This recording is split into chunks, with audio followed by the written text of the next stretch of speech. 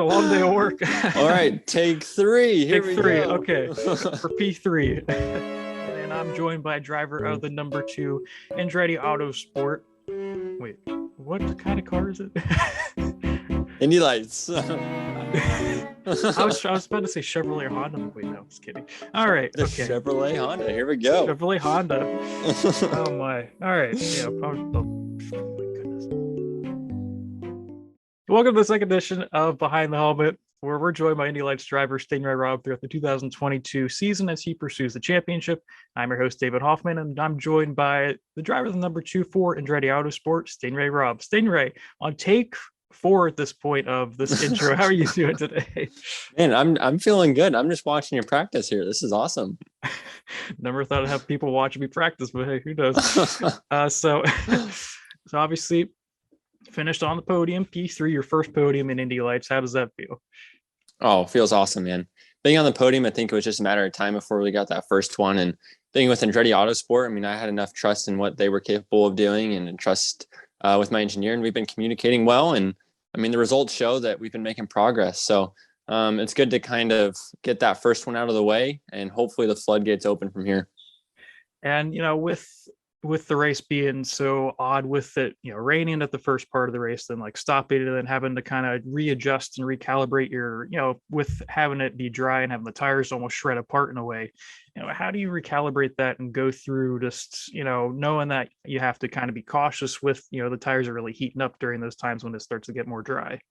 Yeah, I mean, that race was one of the most unique races I've ever been in, just because you start full wet racing line, and then as the track's drying out to completely dry, you have to completely change what you're doing as a driver, and just searching for wherever the grip was. And I mean, we could see it on all the TV coverages as well. All the drivers were searching for water whenever they could, just to keep those Cooper tires cooled down. At the end of the race, I don't think anyone had any front left tire, but it's just because they were blistering and shredding away. It looks like they put them through the cheese grater. So it was definitely a unique situation where you just had to make the tires last. And I was doing everything I could in that middle stint just to keep some tires for the end of the race. And, you know, obviously the front two, they were battling out pretty hard there. You know, with like the competitive level, it seems like Indy Lights, especially this year, is really kind of, you know, like the competition level's really close. You know, how have you seen just through 2 races, just like, you know, how you kind of have to like push yourself even more and know I have to get to this level because it's this much more difficult? Yeah, I mean, I think that this year is going to be a tough year. As we've seen, there's a deep driver list to compete with, especially even on my team. I mean, there's 3 strong competitors that are sitting in the engineering room after each session with myself. But I think consistency is going to be key. But this year, and it's kind of a unique situation with the new points. It seems like that you have to really, really win races in order to win the championship. So there's just such an advantage for the winner of each race compared to the rest of the field. Obviously, they're rewarding them accordingly. So, like, for example, I think I'm sitting 4th in the championship now. Matt Brabham, my teammate, won the first event and then finished 7th here. And I think that the way that it stacked out, even with my 4th and 3rd place finish, that if he were to have finished last, he would still be ahead of me in points. And so it's just that first place winner. He just gets super rewarded for whatever that race weekend is. And then it carries on through the rest of the season. I'm sure it's definitely a huge incentive too, because yeah, I think you're 4th in points right now, 22 points back. You know, I guess with, you know, going forward in the Indy, you know, for the road course, and we've had success there in the past. You know, what's the mindset going into there? I think it's just going to be to win races. I think that we got the car that can do it. We'll see what the weather conditions are like, but I feel like we're kind of getting into full swing of the season now. It was a good 2 months off, and we learned a lot testing, and I think that that's all going to carry into the next few races. And I mean, HMD is strong, but I think that Andretti's got the car to beat this year. So I'm going to vote on us and think that going to the next race, we'll start to see those results come. You mentioned with 2 months off, I know that was a ridiculous amount of time. So it's been about 2 months since we've had this show. So I know in that last time we did this, you mentioned you're going to do some real estate with your uncle. So how did that go during, you know, did you have any time to do that? I did have a little bit of time. I got some lease deals done with my uncle, and I think he's missing me right now. It seems like everyone decides to call him back once I leave town. So it worked out well. I mean, I get to do my little bit of work while I'm home, and enjoy life back in Idaho, and then hit the road for the rest of the summer until I think it's like July pretty much until we get back there. So it's going to be good though. I mean, I'm in Indianapolis right now in my apartment and get to be with the team when we're in between races or testing. And it's just nice to be close to everything and be central to all the races. How would you say you enjoy the travel? Like, are you someone that really like enjoys, seeing all these different places as you're traveling, or you're kind of like, I just want to be in one spot? Man, I've been traveling since I was like 7 years old. And when I was in my karting days, we were gone 42 weekends a year. And so traveling is kind of worn off on me. And it seems like it's just a means to an end at this point. But I do like getting to see the country. And I think as I'm getting older, I'm appreciating the different places that we go. I think as a kid, you don't really understand. It's just like, oh yeah, it's another town, another city, another country, whatever else it is. And then pretty soon you've been to 8 different countries, whatever that number is. And now I can kind of see where the appreciation side of things come into. And especially this whole month of May, how often are you going to end up being at the racetrack? Not only for Oh Indy man. Lights, but also for knowing you get to watch the Indy 500, you get to watch all that go down. I'm going to be there as much as I can. I think I go home for 4 days between now and the 500, just to maybe pack some new clothes for the summer and head on back here. But I'm going to be learning as much as I can from the team. It sounds like the Indy Lights team, it'll be pretty busy even in those off days for us. And then obviously with Indy 500 coming up, the Andretti Autosport garage is just pounding away trying to get some stuff done. So I'm just going to be kind of sidelined for a little bit, learning as much as I can when we're not racing. But man, I'm excited. I think it's going to be super cool, especially being with Andretti. I always say that, like, it's so good to see that they're doing what they're doing, and there's no doubt that they are where they are because of the way that they operate. And obviously Andretti, they haven't had a win yet so far this season in IndyCar itself, but obviously Pato O'Ward won the IndyCar race of Barber. I don't know if you were able to see it from the pit box or anywhere else, but what were your thoughts on the race overall? Man, the IndyCar race looked fun. It looked like a good battle out there. Some of those guys got caught out by the yellow flag, it seemed like, on the 3-stop strategy. But for the Andretti boys, it just seemed like they kind of had a rough day.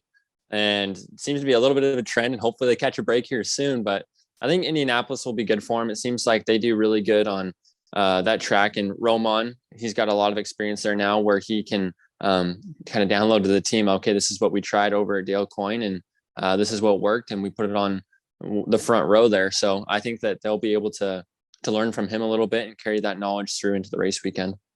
You mentioned Roman. How much interaction have you had with him, and at least from the limited time, like that you've seen him like within the Andretti, just like under their building? What does he bring to the table, like for that team overall? I haven't got to see and talk to him too much. I got to see him before the start of the season, just when everyone was doing our media days and being at the Andretti shop. But it seems like he's a very talented driver, and he's got a lot of experience behind the wheel. So I think that he's got raw speed, and it seems like during the race, he may or may not have that aggression that is beneficial for him. As we saw at Barber, it just seems like it could have been a little bit too much at times, but I think that that's just kind of the way he operates. He's all or nothing. So I think for the team, it's good to have a few guys where they can have a few bullets in the gun to fire at that win. So he's one of those guys that are going to be at the front no matter what. How that kind of intrigues me to ask this. How would you describe your driving style? Like, I know there's some guys that are all out aggression, there's some guys that are more conservative and kind of have like a steady pace. How would you describe your driving style?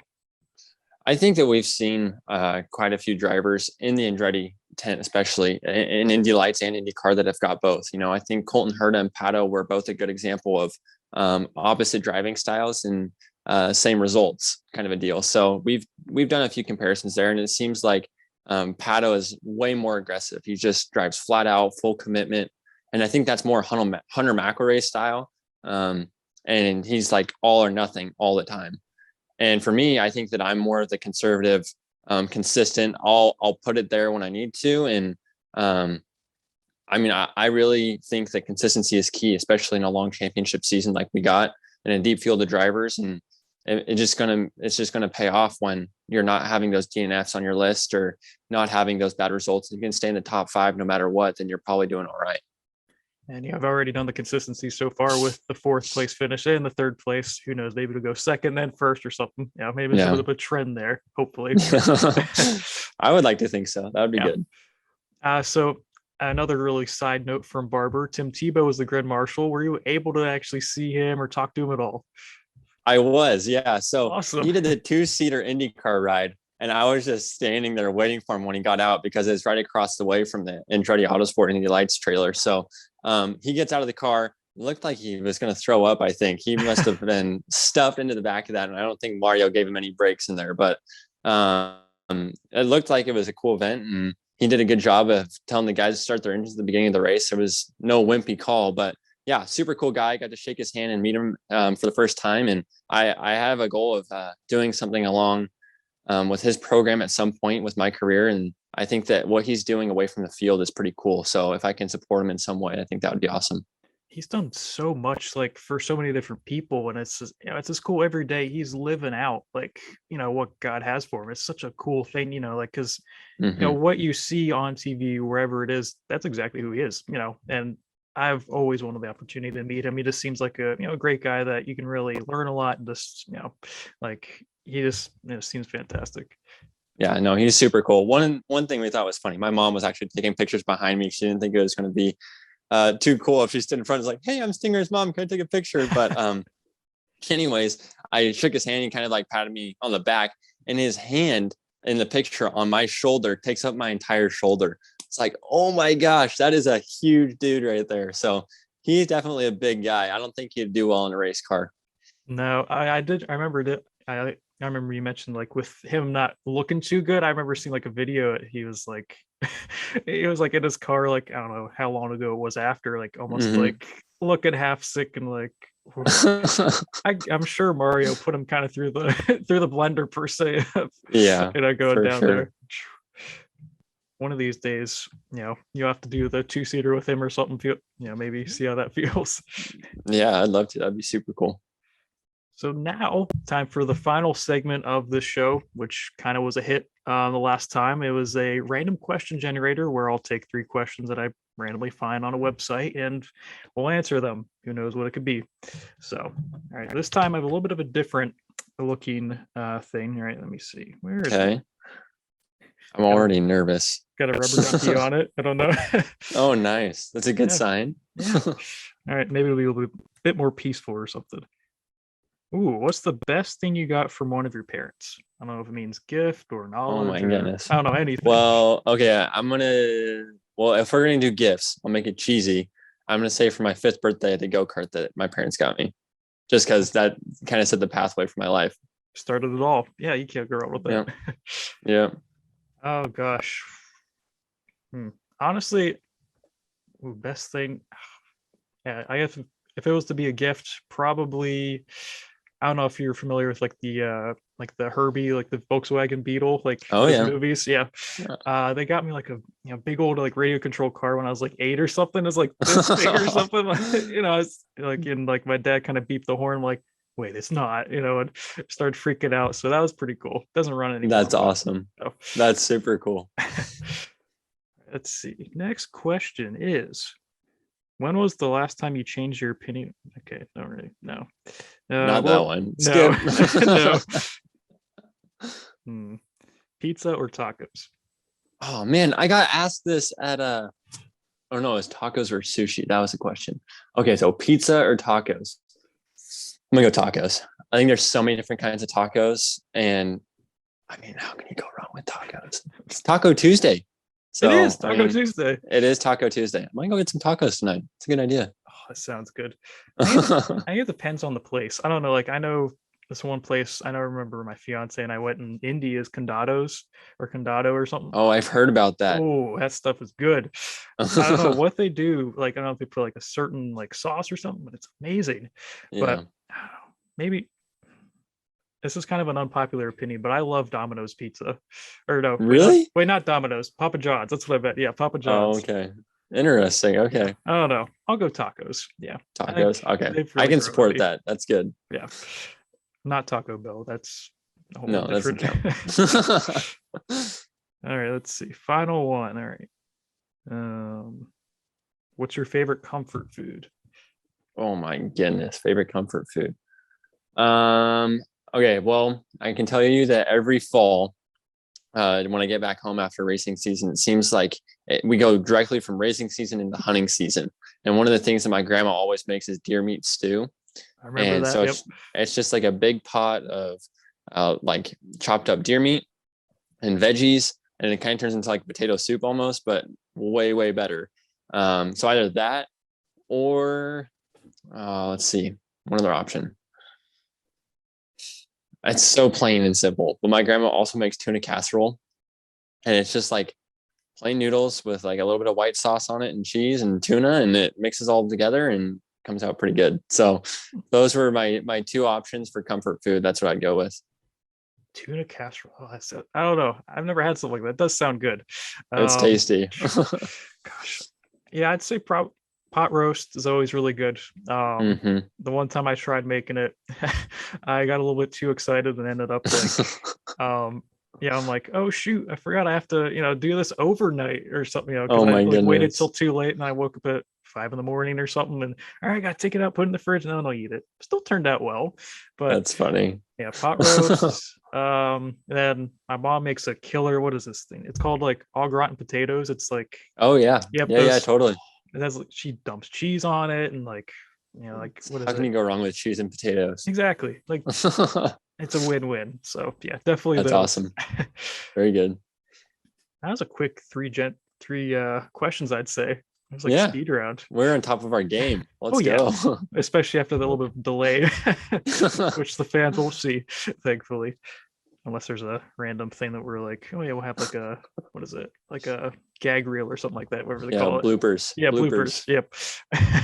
Well, that's all the time we do have for today. Look out for the next episode of Behind the Helmet to come out in 2 weeks after the Indy Road Course. Maybe Sting Ray will be a winner. Maybe he'll be second.